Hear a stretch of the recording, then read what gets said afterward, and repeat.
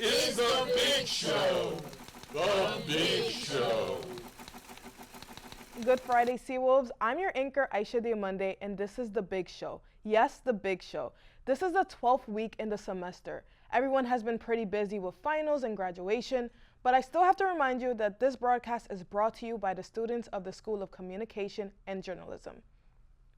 My own school days are coming to an end since I am a senior and have been planning my life post-grad. I'm fishing for my first job in media. That's a large pool. And by the way, the pools and ponds around us in Long Island are dangerous. Our very own Alex Rodriguez has a scary bacteria-powered story for you. People who are infected with this bacteria have a 20% chance of dying within just 48 hours following infection. Flesh-eating bacteria? Not a monster movie, but a real threat on Long Island? Stony Brook researchers say dangerous bacteria has been found in local waters, while other bays and ponds across the island are also dealing with toxins tied to harmful algae blooms.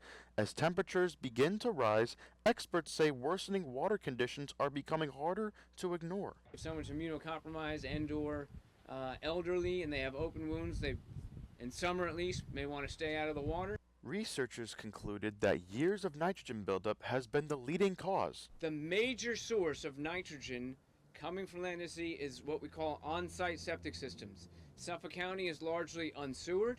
With Roth Regatta coming up, maybe keep your eye on Roth Pond and definitely watch out for anything flesh-eating. I'm Alex Rodriguez, back to you on the desk. Flesh-eating bacteria would scare me, so I won't be going inside Long Island ponds. Let me be clear. Flesh-eating bacteria exist in freshwater and brackish water. That's a mixture of salt and fresh water. So from our own A-Rod, let's go to an expert on saltwater. Fishing rods, Sophie Carsley.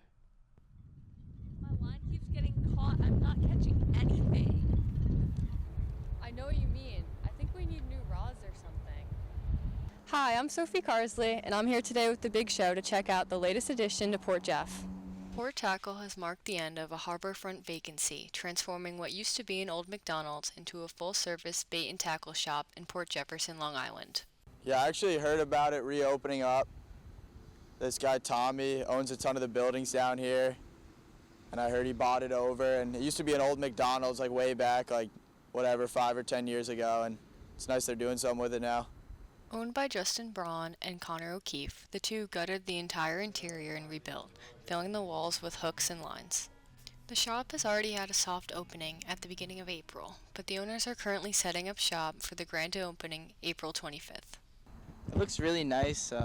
It's actually probably better than most of the tackle spots around here. Yeah, it definitely is. Like, I was looking in there, they have some like high quality stuff. Like, they definitely had a great selection of like all the like good stuff that you want, not a lot of the like random like stuff that you would get if you like don't know what you're doing. Kind of, it's a lot of the like higher quality stuff. I feel like I saw some like more expensive brands in there. They had I don't know, they had some Diawa in there, some Pelagic. They had some good brands. Owner Justin Braun grew up in Stony Brook and has been fishing for a majority of his life, and is the founder of Chatter Lures, an offshore fishing tackle company. The shop features all things necessary to get out on the water, with lures, rods, and even a fillet station where anglers can clean their catch. I got this new swim bait to use today. Yeah, I got a little, just a little lure. It's got some weight to it, so we'll see. I don't know. It's smaller than most of the other stuff I have. It's probably the last thing I need to buy, but. The shop will also host seminars and events, launching a Port Kids Fishing Club. The grand opening starts at 1 p.m. and is a community-wide event. Featuring food trucks, drinks, and music, the new shop invites the locals to check out the new addition. I'm happy it's a tackle shop instead. I'd Yeah, much it's definitely rather better. it be a tackle shop. Yeah. I wasn't going to go to it if it was a McDonald's, but now I'm going to it. So, yeah. I don't know if tackle shops is better than McDonald's. I actually used to work at McDonald's. It's not expensive to eat at all. But in sports, expensive is coming to us this summer, as our very own Nikola Koneshevitz reports. The 2026 FIFA World Cup is just around the corner, as it's coming to the United States for the first time in over 30 years. But for US and international fans, it comes at a cost, or a lot of costs. With strict visa restrictions and an increased ICE presence casting a shadow over the event, the World Cup was already seen as controversial, and rising ticket prices didn't do much to ease the tension. On April 17th, though, New Jersey Transit announced it would raise fares from Penn Station to MetLife for the World Cup. Round-trip tickets that usually cost nearly $13 will cost $150. Commuters in New Jersey should not carry the cost years into the future for a wonderful event, no doubt, but the fans who are going to the game should bear the burden of the cost.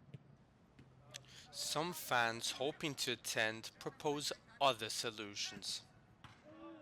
Yeah, I think it's ridiculous. I think FIFA should be the ones who are covering some of it because they obviously have to pay for security costs, like New Jersey is paying, I think. They don't want to lower prices, but FIFA should be lowering it because they're profiting like $8 billion, I heard. Other fans are skeptical about whether these measures are even necessary and if the $48 million funding for trains is just an excuse. It should be maybe a little bit more expensive, but it shouldn't be like 10 times, 20 times what it is right now. And if you think that having a car saves you from these troubles, you are mistaken, as FIFA's official parking partner announced that parking will cost roughly $225 per match. Now, for reference, here at Stony Brook University, if you wanted to go and watch your favorite Seawolves at Kenneth P. Laval Stadium, you'd have to pay $135 per semester for these parking spaces. Now, if you think that's a lot, imagine paying $225 for roughly 160 square feet to watch one World Cup game at MetLife Stadium. That's nearly $1.50 per square foot for parking space. And to add insult to injury, said parking spots won't be at MetLife Stadium itself, but at the nearby American Dream Mall. Sucks. It really sucks, yeah.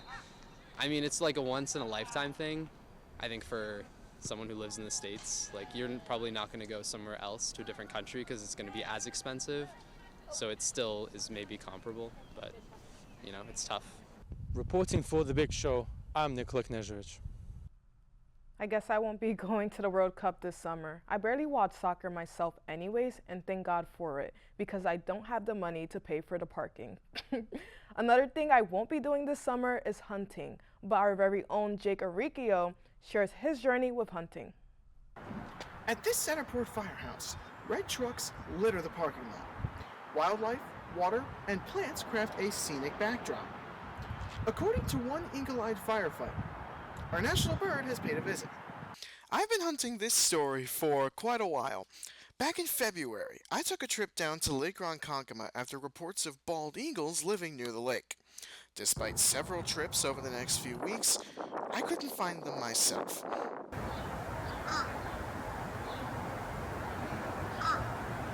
That's when I met Paul Haglund.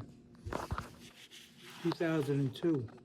A longtime firefighter in Centerport, Haglund doubles as an avid and experienced birdwatcher.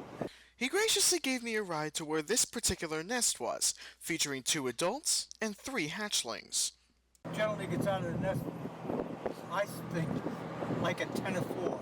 Okay. And she takes a break, and I'll be back at the firehouse.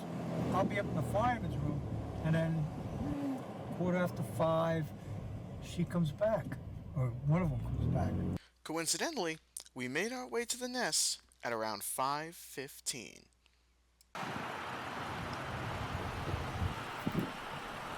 Haglund told me that was the mother of the nest, thanks to a white spot on one of her wings. A camera is set up on the roof of a house near the nest. Anyone can access the live stream through the Bald Eagles of Centerport YouTube channel. Reporting and bird watching from Eagle Truck Company in Centerport, I'm Jake Aricchio for The Big Show. Yes, The Big Show. Thanks, Jake. An eagle has a bird's eye view of the weather. And you know who also does? Our very own Ethan Sarignarian with his 2020 vision. Good morning, Stony Brook. Today's weather report is looking really lovely for us with skies up to the low 60s. And so please make sure you get out and get some fresh air today. Tomorrow is looking really down for us with weather up to the low 50s, rain forecasting, and cloudy skies. So if you do end up going outside, please make sure to bring a jacket and umbrella. Next week, weather is really steady with lows in the mid 50s and highs in the low 60s. So it's going to be all steady and clear for Roth Regatta next Friday. That's back to you. Thanks, Ethan. I'm excited for Roth Regatta next week. We will be reporting and live streaming the event to the world. So tune in if you're graduating. Don't forget to buy your cap and gowns. And remember to reflect on your time here at Stony Brook. In these last few weeks, remember when we graduated kindergarten? Look where we're at now. This is our last show for the semester, so thank you for tuning in. I'm Aisha Diamande, and this has been The Big Show.